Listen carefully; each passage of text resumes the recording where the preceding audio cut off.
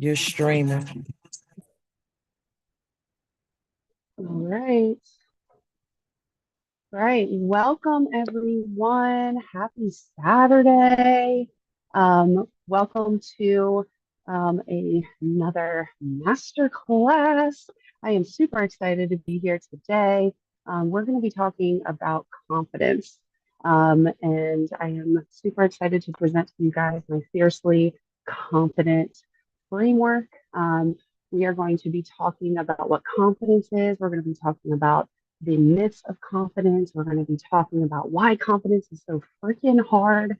And I'm going to give you a 4 step framework that you guys can use to start building your confidence today. All right. So make sure you have a pen and paper because there's going to be some times that you're definitely going to want to write some notes down. But in addition to that, there's some reflection points within the presentation to get those juices flowing. So without further ado, let's get started. So, welcome to the first phase of your confidence journey. And I found this quote, and I love to start out with this quote. Confidence isn't walking into a room and thinking you are better than everyone else. Confidence is walking into a room and not having to compare yourself to anyone. And I want you to go into this presentation with that mindset, and with this thought in the back of your mind. Right. So, first and foremost, who am I? My name is Heather. I am a certified emotional healing and relationship coach, and I've dedicated my life to helping women just like you who are on a journey to uplevel and live their most full lives. So, before we get started, here's a couple things about me. I am a single mom of one. I love tattoos and mermaids. I have probably about 18 tattoos. I'm also writing a book called Tattoos on the Heart about some tattoos that I have gotten for men and talking about the scars of those relationships. So, fun fact. I'm a former paralegal, but I am now also a restaurant manager in addition to doing this work. I live in Dover, Delaware, and I am divorced. So, before we get started, I want everybody to just kind of take a minute here and think about what confidence means for you. All right. So, when you think about the word confidence, what comes up? What kind of feelings do you have within you? Think about how you would define confidence. I want you to think about how you feel when you think about your own confidence, right? Do you feel as though you're a confident person or do you feel like you could improve? And how does confidence show up in your life? So just take a second to kind of start thinking about that. Again, get those juices flowing so that we can really make an impact today. Because if you've heard me speak before, you know that awareness is super, super important. So this is your awareness starting point, right? Where are you at on your confidence journey? Okay. All right. So here's a little bit about my confidence journey. BS, before my ex, his name started with an S. So I call it that time frame BS. Um, so while I was in that time of BS, I was married to a narcissist. We were together for about 10 years. In addition to being a narcissist, he was abusive. So, as you can imagine, during that time, my confidence plummeted. Narcissists make you question everything about yourself, right? Who you are, what you do, why you do it. And the one thing that my ex did all the time that really affected my confidence was comparing me to other women on a regular basis, whether it was his friends' wives or strangers we saw on the street. He would constantly compare me to other women, how I looked, and it really made me insecure in a lot of ways. This contributed to a very poor view of myself. And by the time I finally ended up leaving that relationship, I had absolutely no confidence whatsoever. I was going through periods of depression and I really just hated the person that I was. And there were even times of that I had suicidal thoughts, and not necessarily because I didn't have confidence, but because of my entire situation and what I had been through and what I had been going, like the situation I had been in. Um, it all contributed to this hatred of myself and my life. And then I finally opened my eyes and I started working on my confidence. And, sitting here talking to you today, I am my most confident self. And the way that I got there is a lot of pretty much everything that we are talking about today. So if it's possible for me, it is definitely possible for you too. All right. All right. So debunking confidence myths. The first thing that I hear all the time is, well, I've never been confident. I don't have confidence. Listen, confidence can be built. All right. It's not something that you either have or don't have when you're born out of the womb. It's something that builds over time and something that you can grow upon. All right. So if you have felt like you've always struggled with your confidence, you're like, I'm just not a confident person, we're ditching that limiting belief and we're going to reframe it with, I am building my most confident self. Okay. So continuing to debunk some confidence myths. All right. Let's talk about the difference between confidence and self-esteem because one is not necessarily like the other. So confidence is the level of trust that you have in your abilities. All right. So do you believe in your ability to try new things? Right? Do you believe that you can stand up for yourself? Right? Do you have confidence in completing tasks that are maybe given to you at work? Um, or, maybe your family wants you to put together a birthday party or something, right? Like, do you have the confidence to put those things together? Do you rise to the occasion when you're expected to, whether it is with your family or at work or whatever? Do you have the confidence to succeed? Like the confidence to really put yourself out there and the confidence to, I don't know, talk to that cute guy, that cute girl that's at the coffee shop or whatever. Now, the difference from that to self esteem is how you view yourself, right? So, how much do you value yourself? How do you view your self worth? Do you even like yourself, right? And the thing to remember is that we can have a high confidence and low self esteem, or we can have high self esteem and low confidence. Okay.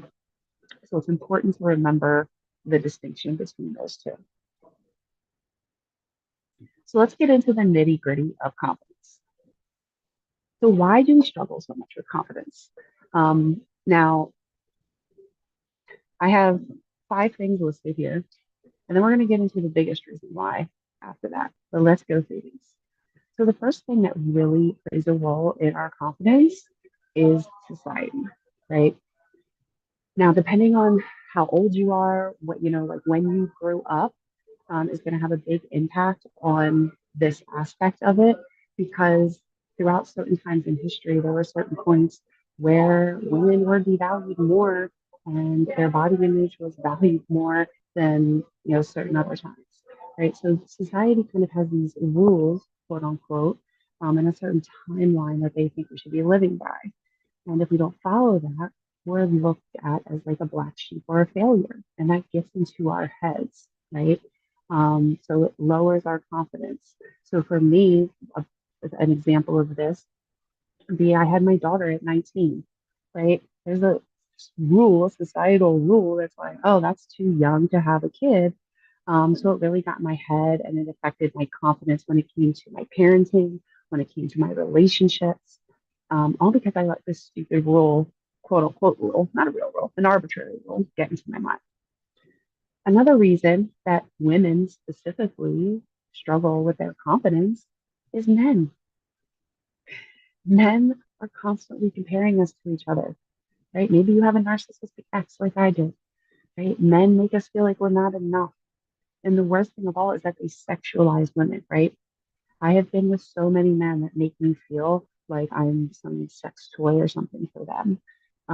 And because of that, it affected my confidence because I'm like, okay, well, this is all I'm good for, right?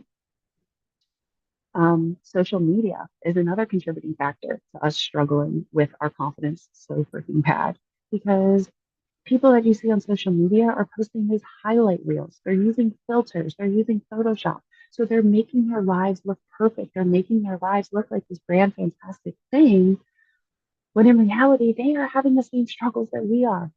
So we see these things on social media. We are comparing ourselves to these people, and it just becomes a vicious cycle in our heads, right? We're like, oh, look, they're doing so much better than us. I suck. Or look how pretty she is. That means I'm not pretty. Um, it's just like a constant mind fuck, if you will. Um, the fourth thing, that contributes to us struggling with our confidence is women competing, right? Like I'm a girl's girl, but not everybody is a girl's girl there that are competing with the women that are in their lives, competing with their friends, competing with their coworkers, right? Trying to be like, oh, I'm the prettiest, I'm the sexiest. And that messes with us, right? Like when you come across someone that wants to be your friend, but then it's like a constant competition with them, that gets in our heads, right? And affects how we view ourselves, it affects how we show up. So those women that are just wanting to compete with each other effect on our confidence.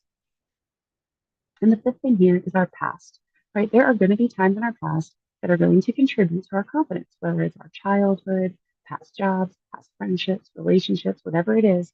We have experiences in our life that create stories that then directly affect our confidence. Okay. So maybe you were judged one time when you were at a school dance in middle school for the dress, how you looked in that dress, right?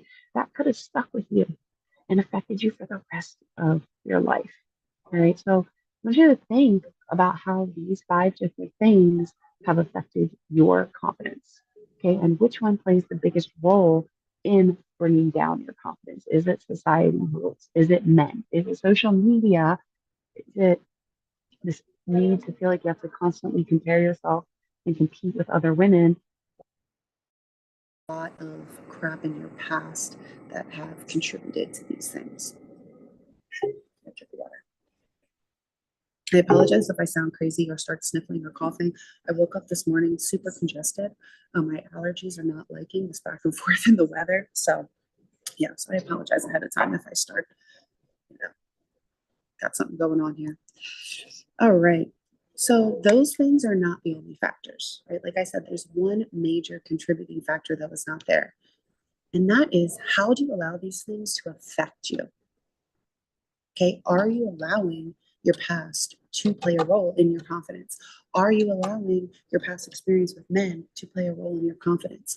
Are you allowing those highlight reels that you see on social media to affect how you talk to yourself, how you show up, right? How are you letting those things affect you, right? Do you pass up opportunities? Do you not speak your opinion? Do you water yourself down, right? All in an attempt to try to prove that you're good enough or whatever because of your struggling confidence, right? So think about that. Like I said, how do these things contribute to your confidence? So here are some ways as to how low confidence could be affecting you, right? It could be affecting your romantic relationships, right? If you are somebody who has really bad confidence, then you could be constantly like, okay, so here's a good example. In my past relationships, I was extremely insecure in the bedroom. So it affected my romantic relationships. Okay. Maybe if you have really bad body image and that's your confidence thing, and you're constantly asking your partner, oh, do you think I'm attractive? Do you find me sexy? Do you think I'm beautiful? Those kinds of things. And they're constantly reassuring you. Eventually, they could be like, all right, like, what's going on here? And that could be some deeper issues. So low confidence can directly affect your romantic relationships. It can affect you in the workplace. It's going to keep you from going and asking for promotions. It's going to keep you from speaking up, from defending yourself, right? It's going to affect you in pursuing your goals because you're going to be scared as fuck to actually go after your goals because you're not going to feel confident in the fact that you can achieve those things. Um, it's going to affect your fitness goals, right? Because if you feel, oh, I'm just never going to have my dream body, nothing's ever going to get better, if you believe that, then you're going to struggle to get your ass to the gym. It's going to affect your friendships because, again, you could be maybe competing subconsciously with other women and it affect your relationships in those ways. Low confidence is going to affect how you talk to yourself, right? If you have really low confidence and you have an extremely negative mindset, you're going to talk to yourself like shit every day, right? Like we've been there, like, oh my gosh, I suck. Oh, I look like crap. Oh, I look fat in this. Oh, my hair looks bad. Or, oh, I could never talk to that person. Um, when you just say those negative things on repeat in your mind, it's going to affect you. Um, it's going to affect how you parent. Like I said in the beginning, when I had my daughter at 19, having low confidence really affected that because I was constantly questioning, am I a good parent? Can I do this? Do I know what the fuck I'm doing? No. But it took a long time before I realized nobody knows what they're doing, whether you're 19 or 40 when you have a kid. You don't know what the fuck you're doing. So at this point, I'm over that. But it can affect your parenting. Um, and low confidence is just going to affect how you show up every day. All right. If you have low confidence, you're probably more likely to, stand in the back, to not wear bright colors, to kind of try to blend into the crowd, if you will. Um, so, yeah, those again, getting the juices flowing, getting those ideas out there. I want you guys to really think about how this low confidence is affecting you and showing up. So, what's really going to change if you grow your confidence? What's going to change for you? Because that's what matters, right? You'd be like, I could sit here and listen to you talk about confidence all day, but why would I even want to? What's going to change for me? Why does this matter?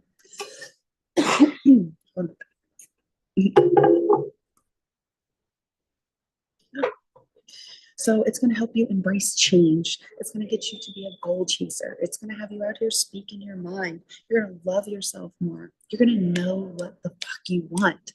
You're going to be more willing to network and talk to people.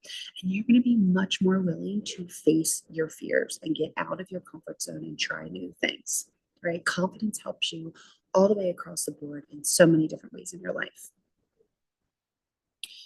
So, what's it going to take for you to truly build your confidence? We're going to get there. But first, before we get to those 4 steps, we have to remember the secret sauce. And you know what the secret sauce is? It's being vulnerable, right? So you have to be willing to be open for rejection, open for failure, okay? Because if you are so scared of failure and so scared of rejection that you are not, that, excuse me, when you are so scared of failure and so scared of rejection, you're not going to be willing to get out of your comfort zone. You're not going to be willing to try new things, right? A lack of confidence is stemming from this what if mentality, this fear, right? So, what if I fail? What if I get rejected? What if they don't like me? What if they think I'm ugly? What if, what if, what if? Okay. And we allow that to get in our heads, right? Being vulnerable and making yourself open to the possibility of rejection, the possibility of failure, and knowing in your mind that, hey, it's okay if I fail, I could try again, right? That's what builds strong, confident people. But you have to be willing to fail. You have to be willing to be rejected. You have to be willing to not be liked, right? Like I'm at a point in my life where I don't give a fuck if you like me or not. Like I love myself and that's all that matters. So if you don't like me, oh well, it's your loss as far as I'm concerned, right? All right, so let's get into the meat and potatoes of this presentation. Let's talk about the 4 steps of fierce confidence. So step 1, you have to embrace change. Okay, you have to embrace change. Change is what challenges confidence. It's how you grow.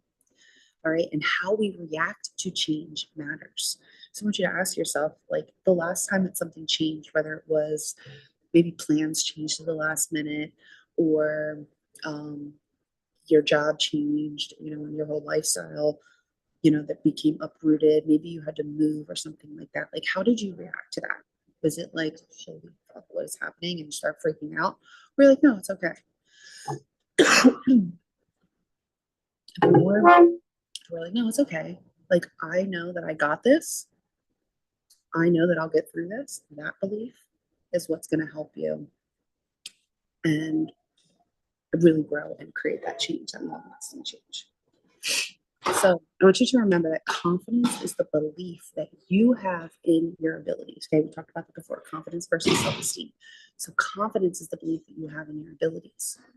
So embracing change and stepping outside of your comfort zone is a direct way to show you in real life examples that you have every reason to be confident, right? When you get out of your comfort zone and you do something different, You're like, oh shit, that actually went okay. You're like, oh, I could do that again, right? Like, say you talk to a stranger and you're like, oh my gosh, they didn't scream at me or judge me or like make me feel some type of way. Maybe I'll do that again. Okay. It's like a practice. It's a repetition thing. Okay. So let's see here. So where have you been resisting change in your life? You should ask yourself, where have I been resisting change in my life? When have I allowed change to create doubt in myself? And what can I do to change this going forward? What can I start doing differently so that I can get out of those comfort zones? Okay. So the big one here is, where have you been resisting change? Again, we're bringing that awareness to this. Where have you been resisting change in your life? Okay. It could be anywhere from changing up your habits, changing up your routine, changing your job, changing your relationship, changing where you live, changing how you dress, changing your hair, right? There's so many changes that you can make. So, where have you been resisting change because of some lack of confidence? And an important thing to remember, nothing changes if nothing changes. Okay, resisting change is going to keep you stagnant, right? If you want something new in your life, you're going to have to change something you are doing now, right?